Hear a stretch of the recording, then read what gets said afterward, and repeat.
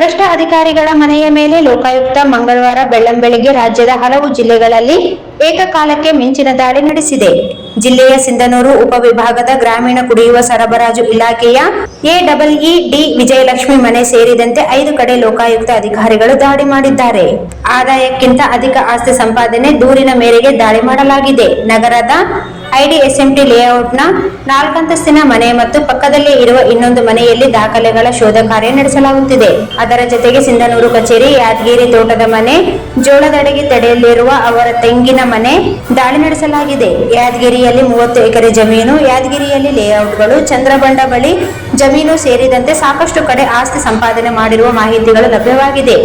ರಾಯಚೂರು, ಕೊಪ್ಪಳ ಹಾಗೂ ಬಳ್ಳಾರಿ ಜಿಲ್ಲೆ ಲೋಕಾಯುಕ್ತ ಪೊಲೀಸರು 5 ತಂಡಗಳಾಗಿ ದಾಳಿ ತಂಡ ಮಾಡಿದ್ದಾರೆ. ಇನ್ನು 1.5 ವರ್ಷ ಸೇವಾವಧಿ ಬಾಕಿ ಇತ್ತು. ಸಿಂಧನೂರಿನಲ್ಲಿಯೇ ಹೆಚ್ಚು ಕಾಲ ಸೇವೆ ಸಲ್ಲಿಸಿದ್ದರು.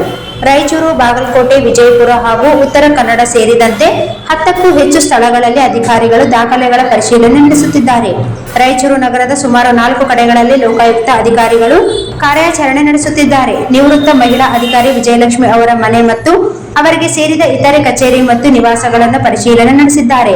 ನಿವೃತ್ತಿಯ ನಂತರವೂ ಅಕ್ರಮ ಆಸ್ತಿ ಹೊಂದಿರುವ ದೂರಿನ ಹಿನ್ನೆಲೆಯಲ್ಲಿ ಈ ದಾಳಿ ನಡೆದಿದೆ ಎನ್ನಲಾಗಿದೆ. ಸಾರ್ವಜನಿಕ ಸೇವೆಯಲ್ಲಿದ್ದುಕೊಂಡು ಜನಸಾಮಾನ್ಯರ ಹಣವನ್ನು ಲೂಟಿ ಮಾಡಿ ಅಕ್ರಮ ಆಸ್ತಿ ನಿರ್ಮಿಸುವವರ ವಿರುದ್ಧ ಲೋಕಾಯುಕ್ತ ಈ ಕಠಿಣ ಕ್ರಮ ಕೈಗೊಂಡಿದೆ. ಸಂಜೆ ವೇಳೆಗೆ ಈ ದಾಳಿಯ ಸಂಪೂರ್ಣ ಮಾಹಿತಿ ಮತ್ತು ವಶಪಡಿಸಿಕೊಂಡ ಆಸ್ತಿಯ ಒಟ್ಟು ಮೌಲ್ಯ ಜಪ್ತಿ ಮಾಡುವ ನಿರೀಕ್ಷೆ ಇದೆ.